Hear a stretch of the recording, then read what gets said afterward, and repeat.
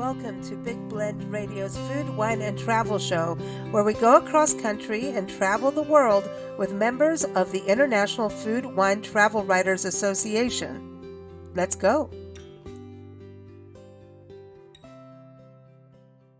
Welcome, everyone. You know, every third Monday we get to chat with travel writers about their adventures around the world.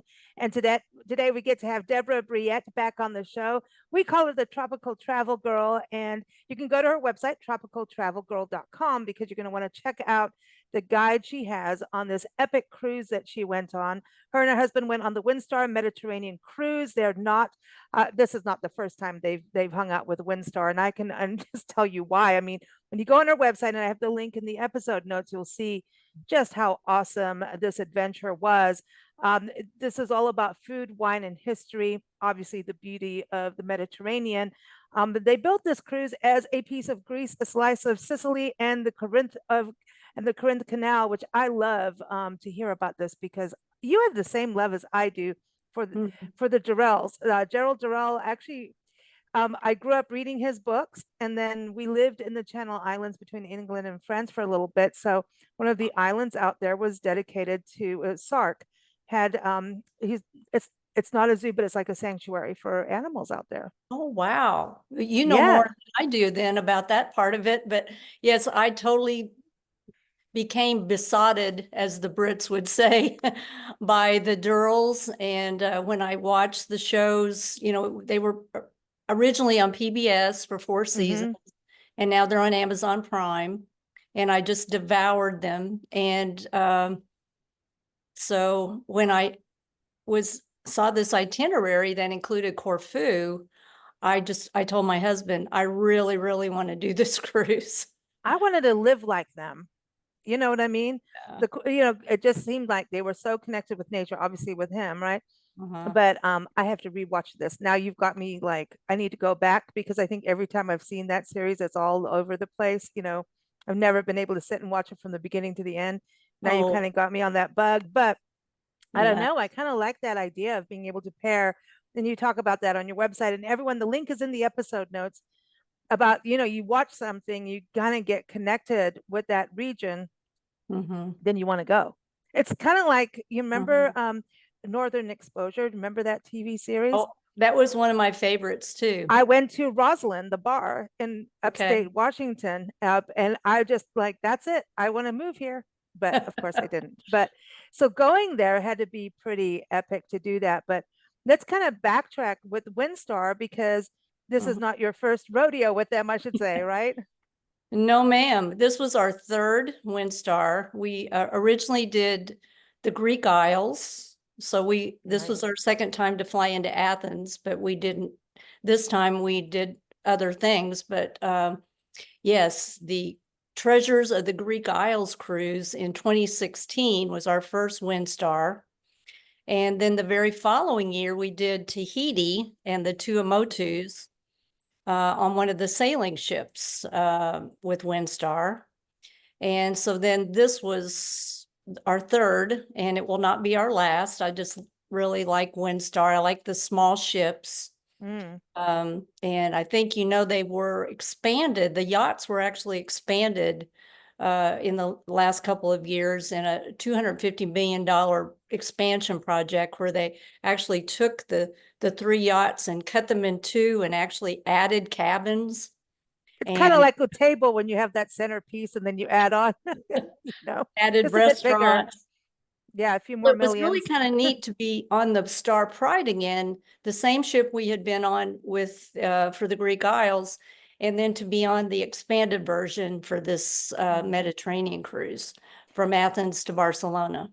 How many people are on this when we talk about small cruising? Because I even thought about a yacht. Sometimes I just think about like a couple passengers, maybe 10 if there's a little yacht, and then there's the big party yacht, right? So how many people on this? Because when we talk about big cruises, that's kind of like when you were on the conference for the International Food, Wine, Travel Writers Association conference last year, that was a big cruise, right? That's a big cruise ship.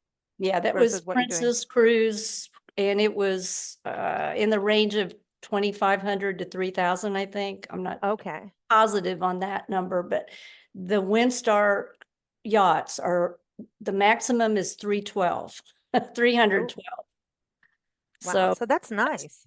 uh-huh, yeah. That's kind of a nice balance. And then how many restaurants on board? Uh, there were two new ones. There's the main dining room, and then there are specialty restaurants, which now I think there are three, but Mm, and they're all wonderful. Even the main dining room mm. is And wonderful. then, so you've got enough restaurants, and then your rooms, what are your rooms like? You obviously have a view, right?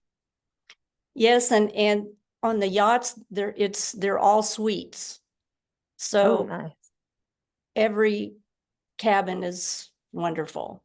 That's, and you have space and Yeah, we that's, had the couch and the bed and mm. and just all the amenities and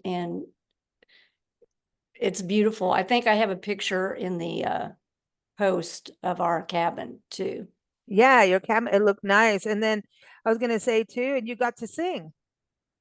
Yes, the very last night, This is that's very going to important, become everybody. a bit of a tradition for me when I go on a cruise. But I was able to sing a song the last night, That's nice. an old standard with backed up by the duo, and it was nice. So did they have entertainment every night on the cruise? Yes, it's very low key entertainment. Hmm. They have little combos, and it's in the Compass Rose Lounge. And after dinner, we typically would go there and talk to other guests and listen to Hmm. the music and nothing. Nice. It's not like a big cruise ship where you have the big fancy shows. Yeah. I Mhm. kind of like that laid back kind of approach, especially when you're doing the Mediterranean and going to did you stop every single, because this was 8 days, right? It's Yes, we about had a 8 days. port every day except for the very last day we were at sea. Um, we in Trapani, Sicily, we actually overnighted. So we actually had 2 days to explore that area.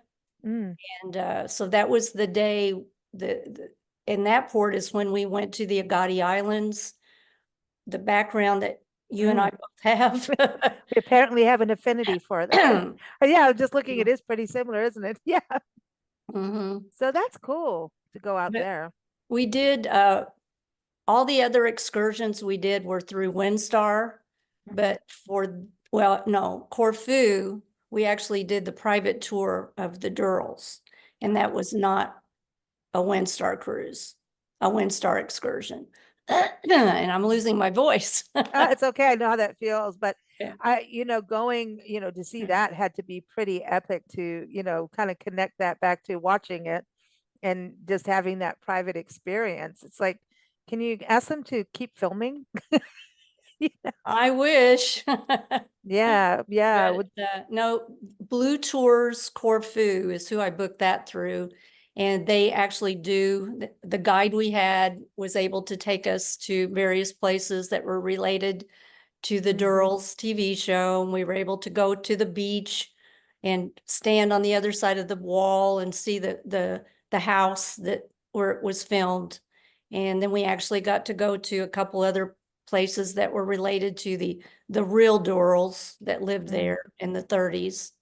And oh, it was just too short, but it was wonderful. I wish I could go back and stay another at least 2 or 3 more days. Oh man, oh man. And then even going to Sicily had to be amazing too. Because I mean Mm. that, so how did you balance this on food? Because like you're on a cruise ship that, is doing, or a yacht that does amazing food and restaurants, but did you like kind of go, okay, let's rather eat on off in the villages themselves so you can taste their food, or did they kind of connect the flavors? How does that work? Well, we were not, it was according to the day and where we were and what our excursion was. Uh, like the first day when we went to, uh, well, in Corfu, we didn't really get to eat in Corfu. Okay. We just had a little snack. Okay. Um, but then when we came back from Delphi, the ruins at Delphi, We did eat lunch in Argostoli, Mm-hmm. Greece, and that was wonderful.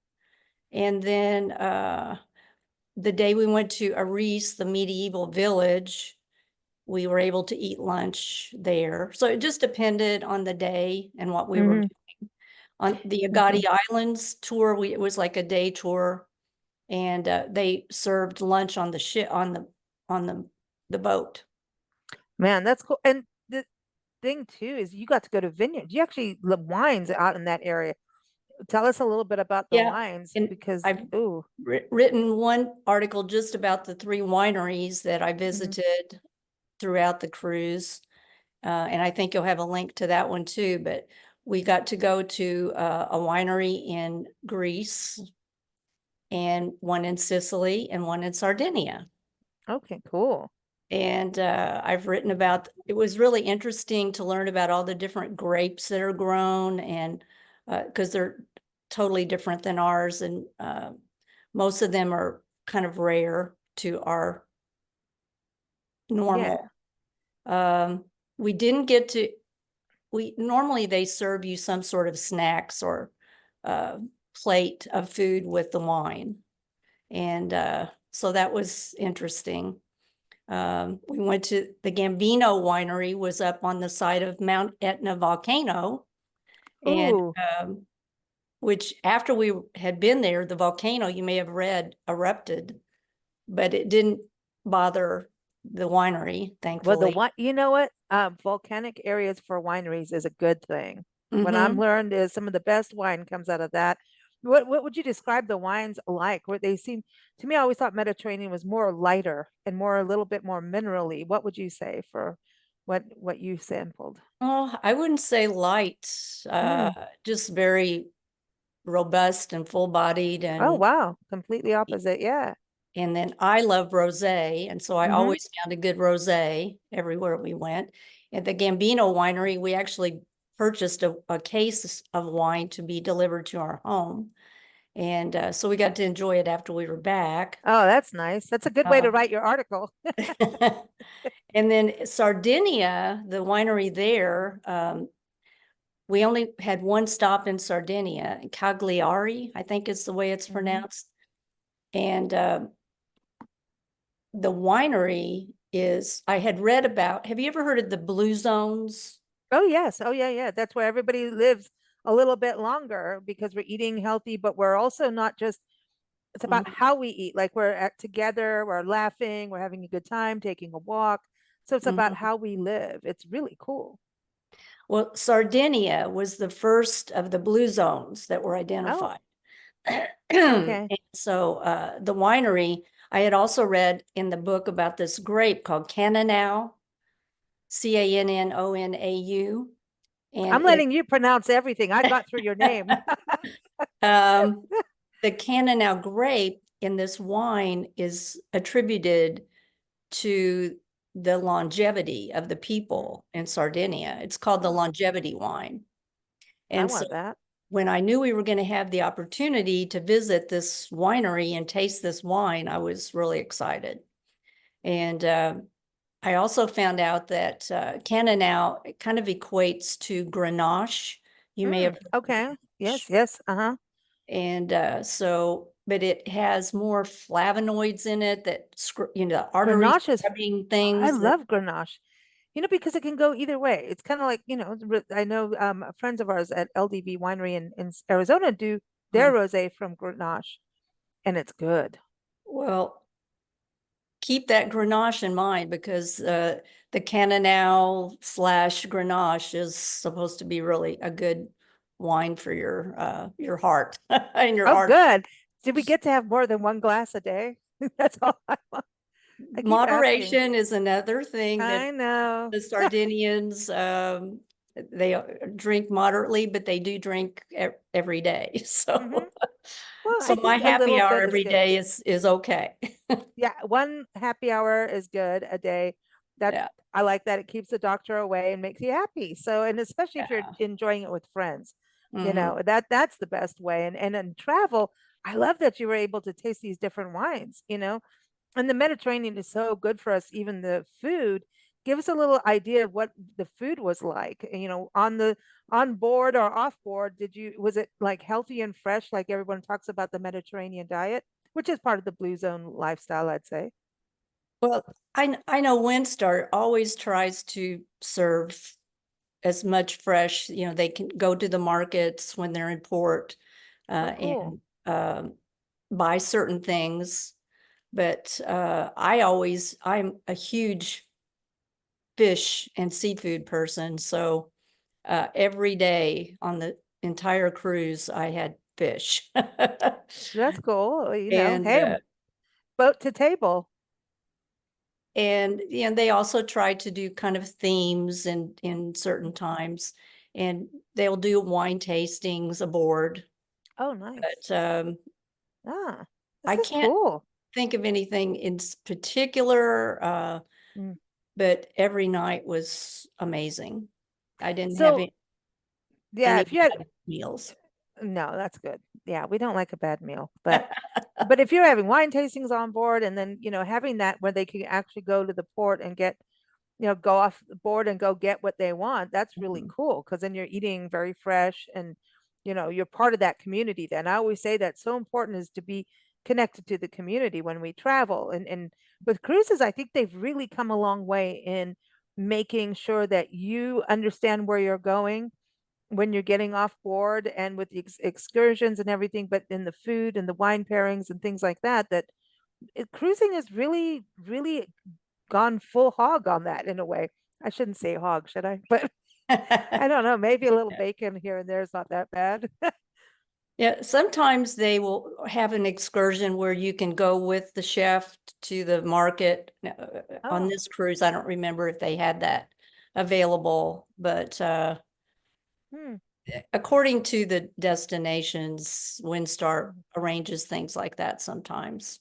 That's cool. Now tell us the history because you went to like monasteries and, ruins and incredible architecture. I was looking through your photos and reading your guide and going, oh my gosh, if you love history, this is epic. I mean, I can't pronounce everything. I'm glad you put a whole guide up. And the Yeah. link, everyone, will put the link for the winery. That's for the Food Wine Travel magazine for IFTWA, right? The International Food Yes, Wine Travel yes. Writers Mhm. Association. So, which you help put together, right? You do that as well. So that's cool. She's Yeah, like, get that wine in there. I'm on the editorial team of that, but That's great. That's great. But yeah, the history had to be just amazing. yeah, like the ruins at Delphi, which I always thought was pronounced Delphi, but it's Delphi. Okay, I was with you, but yeah, okay. That was our very first port after we went through the Corinth Canal, which we need to probably talk about that a little bit because it Yeah, just that that's was epic. something that's not Wow. available on a lot of cruises because it's so narrow Hmm. and not only small ships can go through it. But it was completed in 1893 when boats were much smaller. It's the deepest man-made waterway in the world. And Wow. it's 4 miles long, less than 85 feet wide, and the beam of the ships that go through it have to be 58 feet or less. And so the first morning after we left Athens, we transited the Corinth Canal, and that was pretty amazing to be a part of because it had actually been closed for several months due to some damage, and they had it reopened. And so that was kind of an added feature to this cruise. And then Wow. that But I'm just gonna say that would be pretty epic. Like to me, I'd be really glad I'm not the captain of the ship at that point. I'd be all it like, was this is not the time to like let me try. I saw your husband got to have fun at the wheel, but that would probably not be the day to do it, right? no, that we did that the very last day. That's cool. But then we got to Delphi, the ruins, and it's all about the Greek mythology and Oh, the yeah. the ruins there are just incredible and the scenery in that area. But it was, like dedicated to the Greek god Apollo, and so there's also a museum there that we went to after we went through the ruins, and so that was That's really fast. amazing. That's epic. I want to do that. I want to do that. And then the next day is when we got to Corfu. So we had 3 ports in Greece, the Itia, which is at Delphi, and then Corfu. And that's where we did the private tour with Alini from Blue Tours. And then our final port in Greece was Argostoli. And I had not been to Kefalonia. That's like the largest of the 7 Ionian islands, which I was, not familiar with that part of Greece. And that's where we did the monastery you mentioned. Wow. Yeah. It's the St. Andrew's Monastery, and it's got a bizarre relic that's supposed to be St. Andrew's right foot in a glass case. And you go up to this case and whatever's inside, you can't really see it too well, but that's what they say it is. That's wild. I remember seeing a mummy's toe in Pretoria, South Africa. And as a kid, this became the biggest deal. Like, because his toe was sticking out of, his mummy cloth, this toe. And I'm like, are you kidding me? He's in this case. And I was like, this was the best thing. So, but you couldn't see the toe. So it's just kind of like,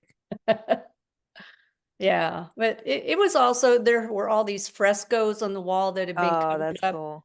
when there had been an earthquake, and so they were all exposed. And so that was really interesting. That was before we went to the first winery, the Robola winery, and tasted wine there. And then the next day is when we did the winery on the side of the volcano, the Gambino that I talked to you about. Mm. And so And everybody's fine after that last eruption. yeah, in fact, I reached out to the guy who was our guide, and he said, that it was no problem for them. It just enriches the soil, and there's all this dust and things that are left. And Wow, the wine's going to be different next, like that would yeah, be epic to be able to go but and taste I after made sure that. that everything was okay with their winery, and That's it great. is. That's great. That's great. Well, because yeah, especially in people wanting to go there. Yeah, for Mhm. sure. And that's a good name too. Gambino. Yeah. Yeah, And I also made sure it's their family has nothing to do with the with crime the family. I was like, she went to the Gambinos and she saw a foot. I mean, this is getting good. I mean, I had no idea. No, but that's the stuff you want to know about, right? When you travel. Like, would you go if the Gambinos, the crime family owned it? I would. Like, Sure, why not? why not? We still have to thank the mafia for prohibition, like that they delivered. So we have to do that. But anyway, all right. So So then the we were in monastery. So yeah. Trapani, Sicily. We had 2 different ports in Sicily, which I had never been, also to Trapani and Messina. And Trapani was the one where we were there 2 days. And the first day is when we did we booked it through Get Your Guide. Have you ever done any Get No, Your but I Guide had heard of that. excursions? Did it work? We did Get Your Guide for this one. And then once we got to Barcelona, at the end of the cruise, we booked with Get Your Guide to go to the Sagrada Familia Mm-hmm. Cathedral, the Gaudi Cathedral, Oh, cool. and Park Güell, another Gaudi um, thing that he designed. But yes, I was very pleased with Get Your Guide. And I so love that.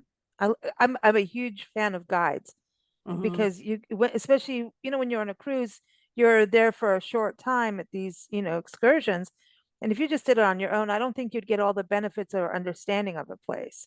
You know what I mean? Guides really help. Well, we didn't actually have a guide for the boat tour, but we did in Barcelona. But we booked this boat tour, and it was like an all day Hmm. to 2 of the 3 Agadi Islands. And it was just very pleasant, mainly locals, but we did meet up with Hmm. a family that was of Sicilian descent, and they were there on vacation. And I wished I could have gone scuba diving there, but I couldn't. It was Mm. because it's a marine protected area there, and I'm sure Oh yeah. It would be great for scuba diving. But it Mm. was also the Mediterranean's largest tuna fishery in the old, Oh, back in the day. ah, And so, it was just, but as you can see from the buildings and beautiful. everything, it was just gorgeous. Mm. So, and then Yeah. the next day, because we had 2 days there, we were able to choose another very interesting sounding excursion to Erice, Erice. It's a medieval village on a hilltop, Oh, that is so cool. and you have to take a tram to get there. And it was just gorgeous. And we did have a guide for that. Mm. There used to be like 100 churches there, but now there are all Wow. these, I think there are 60 Oh, now still. no, 60 is Uh, pretty good though, man. That's a lot. and there's like one that's giant that's called the Mother Church that's been there for over 700 years. So Wow, that is it's like all this, the monarch. Yeah. and then the castle, there's a castle. So, I mean, it's just, and we did have lunch there overlooking the city, and it was Mm. gorgeous. So a So, lot of history, spirituality. I wonder if that helps with the Blue Zone too, that they have a lot of churches, you know? but this was in Sicily. Yeah, Sardinia is the one. the I Blue don't Zone. know if how much that played a role in the Blue Yeah, Zone, the analyzing of the Blue Zones. yeah. I wonder about that. Be interesting to know, Yeah. you know? But obviously community is part of it. So that's, all of that. But wow, so monasteries, medieval villages, trams. I mean, look at how much you did in 8 days. Yeah, and then the next day we went to in Sardinia. Before we went to the winery with the Canal grapes, we did this museum village. It's like a museum, a village with all murals. I think I sent you a Ooh, picture yeah, of the murals, that's but cool. they've allowed artists to come in and paint murals on a lot of the buildings. And it all started in the 1960s, and now there Mm, are more than 500 murals in this that's a town. lot. That's a lot. It That's was cool really though. neat to just walk through the streets and have them tell us about it. And the one big mural that I sent you a picture of, the artist just happened to be right there, and he came over and talked to us and That's told us some cool. things about the mural. So, How was that in regards to communicating locals? Or do people speak English enough? Are you able through Google Translator to kind of connect and make things work, or how it is like good luck? well, we didn't It's a really have that much interaction with people outside, Mhm. except on the Gotti Islands tour. But we didn't really have any problem with, I think Mm, most people in a tourist area have some knowledge of English, okay. or else they will find someone to help you. Hmm. But it wasn't like we were going off on our own for hours and needing to Yeah, communicate. yeah. But you definitely covered a lot of ground, you know. Yeah, That's you deserved your happy hour at the end of the day. that's what I liked about this cruise. It was every day was full and rich, and there were more than one possibility that would have Mhm. been just as wonderful, that Windstar offers so many different excursion choices. And then on our day at sea, the last day, we had time to do some things that we hadn't had time to do because we were off the ship for much of the day, every Mhm. other day. And so that was the day we did the tour of the bridge, which Mhm. Windstar has an open bridge policy. Anyone can go and they'll talk to you about the uh, navigation and the charts and all of that. And then I did a galley tour with the chef, and they Cool. only do like a small group that goes through the kitchen and kind of learns about how they plan the meals, and that's always fun. And then the up on top deck that day, the chefs were doing a cooking demonstration and had lunch. Windstar also always has a barbecue on top deck once during the cruise, and they did that the night we had returned from Mhm. Corfu. And then at the very last day, they always have like a nice event on top deck where all the staff assembles, and it's just a lovely, small enough that you get to know so many of the passengers and the crew. And it was just a wonderful experience from start to finish. It looks like it. I mean, I was like, oh, wow, she had a good time. I mean, that was pretty epic. When I talk about it being epic to me, just all that history, and then just even the way being on a small ship to me is so nice, and it's better environmentally too, I think, as well. It's I think all the bigger ones are doing things too, but I think the small cruises, I don't know, it just feels better that for me personally. Mhm. Everyone's different, but I wanted to ask, are you going to go to the conference? The International Food Wine Travel Writers Association has awesome conferences. One time it was Santa Fe, one was St. Petersburg in Florida, Whidbey in Camano Islands in Washington State. Then there was the Princess Cruise, the Discovery Cruise that went from LA. You went all the way up. I mean, you were up in British Columbia even. So, I mean, Vancouver, yeah. yeah. So that was pretty epic. And then this year, it's going up into upstate New York, but there's all these media trips connected, even in Pennsylvania. So that's pretty cool that's happening. And this is in September, everyone. So everyone can go to IFWTWA.org to learn more about that. But yeah, on to the next conference for you, right? Yes, ma'am. I'll be leaving September 5th to go to Rochester for a little trip before the conference in Corning, New York. Nice. And then I'll be staying after the conference to do a couple days of wineries in the area. So Nice. Why not? more wine. But Very yeah, cool. And for the Food Wine Travel magazine, tell everyone, because that's fwtmagazine.org or .com for folks to get to. FWTmagazine.com. Okay, that's a great magazine. And how often does it come out for people to get it and subscribe? It's not, it's a digital magazine, so Mm. you can just go to the website, and we have new articles posted either weekly or sometimes 2 a week, but we're currently about once a week we have a new article up.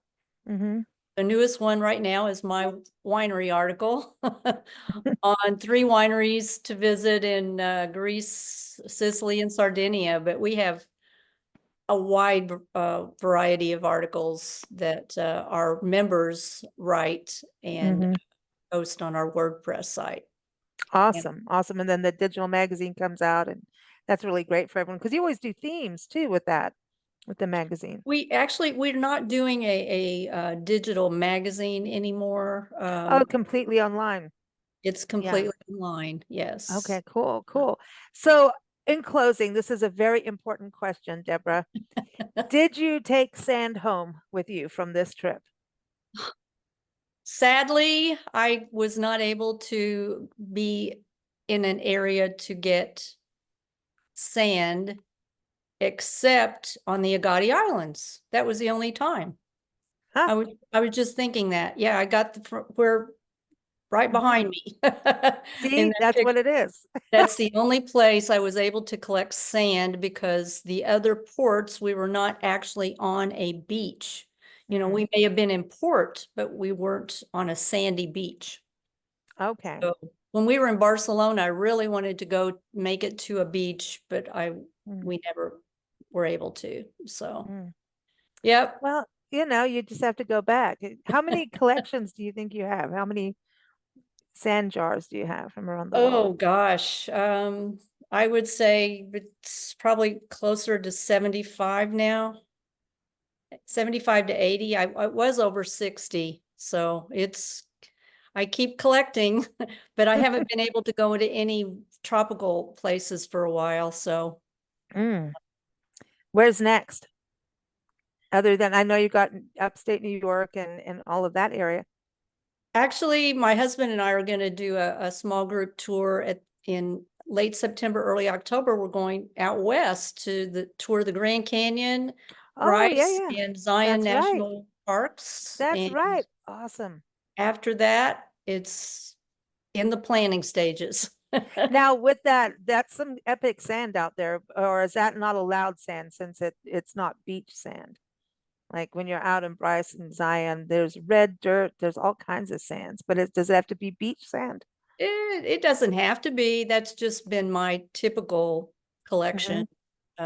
Some people collect sand from all Yeah. rivers and other places, but we'll see if I decide I want to bring home a little souvenir. Yeah, you might have to go all the way to the California coast, Just saying. Keep the pedal going. Just keep going. I did get sand last year when we were in California after our after Oh, the conference, and we spent some time in the LA area. Oh, okay. Well, they got a lot of sand. They got Yeah, sand. but Well, thank you so much. It's been fun to have you back on the show. Everyone, again, if you go to tropicaltravelgirl.com, you can keep up with Deborah also on social media, pretty much a lot on Instagram, Facebook. You're on Twitter too, right? I always see you on Twitter. not Everyone's kind of chilled out on them a no, little I've bit. chilled out on Twitter, but I'm still Oh boy. Instagram and Facebook and Instagram mainly. Yeah. Yeah. Everyone's got a different, oh, the X, excuse me. Yeah. But yeah, maybe we'll talk about another Windstar cruise coming up. Who knows? Who knows? I hope so. I hope so. Well, thanks for joining us. And everyone, again, check out IFWTWA.org to learn more about the International Food Wine Travel Writers Association, whether you're a destination or in the tourism, food, or wine industry, or travel writer, photographer, journalist. Check them out. An awesome organization to be a member of. And we'll be back with another show soon. Thanks so much. Thank you so much for having me. Thank you for listening to Big Blend Radio's Food, Wine, and Travel Show, featuring members of the International Food, Wine, Travel Writers Association. We encourage you to visit their website. We say IFWTWA, which is IFWTWA.org. You can also follow us at bigblendradio.com. Happy travels, everyone!